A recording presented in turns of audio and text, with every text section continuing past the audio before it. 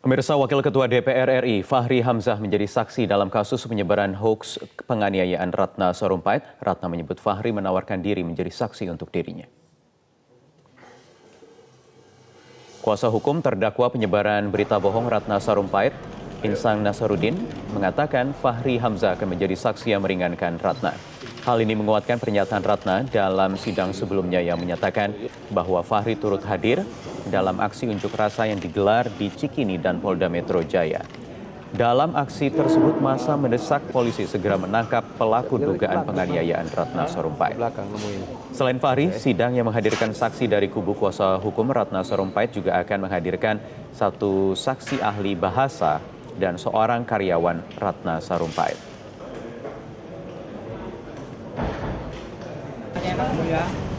Meringankan tentunya ya, karena saya dari awal setelah peristiwanya berlalu dan beliau minta maaf, saya tadinya nganggap sudah selesai. Karena harusnya begitu dia ngaku, ya udah selesai. Ya, informasi selengkapnya dari sidang Ratna Sarumpait siang hari ini akan disampaikan oleh rekan kami, Franska Lukito, langsung dari Pengadilan Negeri Jakarta Selatan. Franska, bagaimana jalannya persidangan hingga saat ini? Ya, Wahyu, sampai saat ini sidang kasus penyebaran berita bohong atau hoax dengan terdakwa Ratna Sarumpait masih berlangsung di ruang sidang utama Pengadilan Negeri Jakarta Selatan sampai pada saat ini. Dan sejauh ini ada 3 orang saksi yang dihadirkan oleh pihak terdakwa yang ditujukan untuk meringankan hukuman bagi terdakwa. 3 orang saksi tersebut diantaranya adalah Fahri Hamzah, Wakil Ketua DPR RI, kemudian Cahaya Nainggolan, staf dari Ratna Sarumpait, kemudian Dr. Frans Azizi yang merupakan dipanggil untuk menjadi saksi ahli, yang merupakan juga saksi ahli bahasa. Dan sejauh ini baru hanya 1 saksi saja yang sudah menyampaikan keterangannya dalam persidangan ini, yakni Fahri Hamzah, dan sekarang sidang kemudian dilanjut untuk mendengarkan keterangan saksi kedua, yakni Cahaya Nainggolan. Wahyu. Ya, Franska, apa keterangan yang diberikan oleh Fahri Hamzah? Ya, ada beberapa keterangan yang diberikan oleh Fahri Hamzah ataupun kesaksian yang diberikannya dalam persidangan kali ini. Pertama adalah awal mulanya ia mengetahui berita ini tersebar, yakni peristiwa pengeroyokan yang diduga terjadi terhadap Ratna Sarumpait. Ia mengaku memang hal tersebut awalnya ia ketahui dari media sosial, kemudian menjadi perhatian publik ketika media massa mulai menanyakan kepada dirinya sebagai pejabat publik.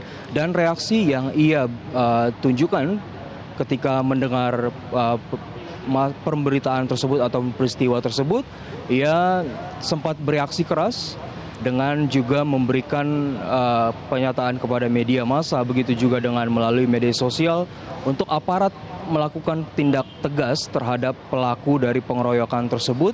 Dan ia juga mengikuti orasi yang dilakukan di wilayah Cikini, dan tadi ia juga mengakui hal tersebut dilakukan bersama dengan aktivis-aktivis begitu.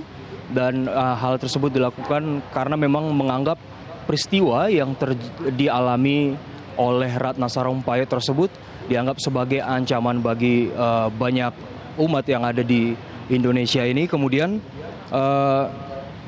dia juga sempat mencoba untuk mengkonfirmasi kepada Ratna Sarumpait beberapa kali terkait kejadian tersebut, namun memang tidak mendapatkan jawaban. Dan akhirnya setelah 2 hari berita tersebut beredar, kemudian Ratna Sarumpait mengaku bahwa hal tersebut kebohongan yang ia lakukan. Kemudian ia akan melakukan konferensi pers terkait peristiwa yang ia alami tersebut bahwa tidak benar begitu. Dan memang Fahri Hamzah menganggap setelah memang Ratna Sarumpait mengakui kebohongan dirinya itu, bahwa menurutnya kasus ini sudah ditutup begitu. Dan berikut adalah pernyataan dari Fahri Hamzah dalam sidang tersebut. Saudara tadi katakan, saya mencatat di sini saudara mengatakan bahwa secara resmi saudara tahu berita itu pada tanggal, orang ngomong sama saya, Bu Ratna dipukul orang. Ada orang WA saya, Bu Ratna dipukul orang. Saya tidak mau merespon itu ke ruang publik karena itu masih domainnya privat.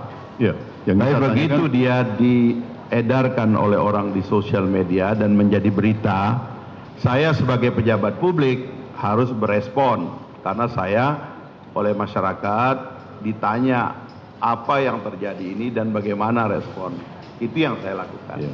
Jadi artinya secara resmi ini bukan oleh pihak tertentu menyampaikan secara resmi, misalnya seperti yang saya ingin bertanya tentang makna yang saudara maksudkan. Yang disebut pihak tertentu itu kan line privat banyak sekali. Bukan. Saya hanya ingin meminta definisi yang saudara katakan resmi itu maksudnya seperti apa? Tadi saudara katakan secara resmi mengetahui tanggal Resmi 20. itu artinya menjadi concern publik. Oh gitu. Oke. Demikian, Wahyu, kembali ke Anda di studio. Baik, Frans, kalau kita melaporkan langsung dari Pengadilan Negeri Jakarta Selatan.